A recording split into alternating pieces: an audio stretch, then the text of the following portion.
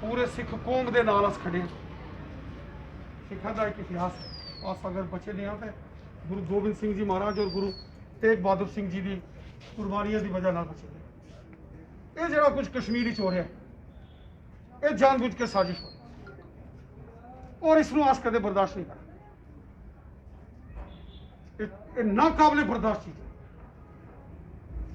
जबरन बंदूक की नोक से धर्मांतरण होएगा। 18 साल की बच्ची और 60 साल का बुढ़ा ये कदे हो सकते जी? कितनी साजिश हो रही है। ये चीज़ां कदे बर्दाश्त नहीं होनी ना असी ये करांगे और असी हमेशा तुहाडे नाल। सिख एक देशभक्त कौम है, हिंदुस्तान है।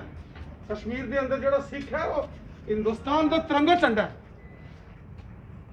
कश्मीर के एक एक सिख जड़ा वो जिसने कश्मीर से चलता उसका मतलब तिरंगा झंडा है कश्मीर से हिंदुस्तान का।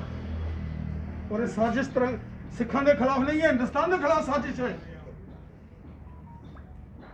और ये कुड़ियां साड़ियां वापस देनिया पड़ियां ने कि असी पूरी गारंटी नाल कहते हैं।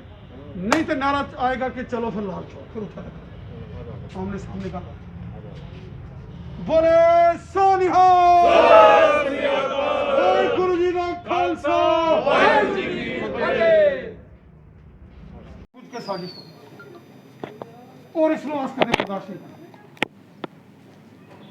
कर। नाकाबले बर्दाश्त चीज है। जबरन बंदूक की नोक से धर्मांतरण होएगा। 18 साल की बच्ची और 60 साल का बुढ़ा ये कदे हो सकते जी? कितनी साजिश हो रही है। ये चीज़ां कदे बर्दाश्त नहीं होंगी ना असी ये करांगे और असी हमेशा तुहाडे नाल। सिख एक देशभक्त कौम है, हिंदुस्तान है। कश्मीर के अंदर जो सिख है वो हिंदुस्तान का तिरंगा झंडा है।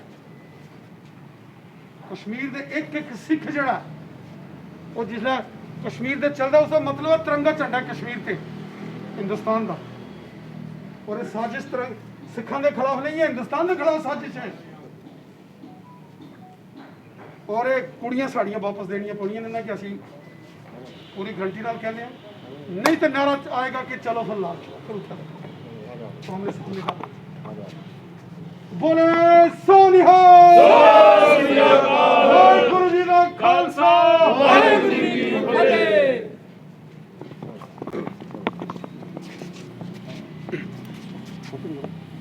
कश्मीर घाटी में जिस प्रकार लगातार बंदूक की नोक पर और दबाव डालकर जबरन धर्मांतरण करवाया जा रहा है।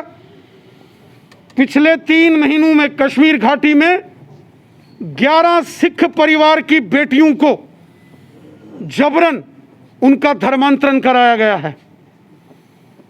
पिछले कुछ महीनों से कश्मीर घाटी में लगातार ये साजिश हो रही है कि कश्मीर घाटी से सिखों को बाहर निकाला जाए। हम सब जानते हैं सिख कौम ये वतन परस्त कौम है, देशभक्त कौम है। सिख समाज की, सिख धर्म के जो हमारे वीर नौजवान बहनें उन्होंने हमेशा तिरंगे झंडे हिंदुस्तान और भारत माता के लिए अपने लहू का कतरा कतरा बहाया है। ये कश्मीर घाटी के अंदर जो साजिश हो रही है ये केवल सिखों के खिलाफ साजिश नहीं है, ये हिंदुस्तान के खिलाफ साजिश है, ये भारत माता के खिलाफ साजिश है, ये हमारे तिरंगे झंडे के खिलाफ साजिश है।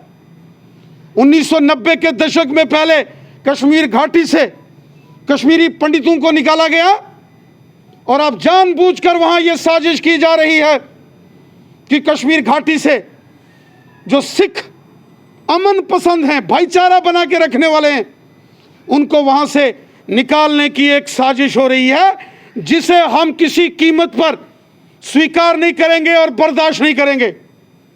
यह बहुत बड़ा षड्यंत्र है और इसमें चंद गिने चुने लोग शामिल हैं।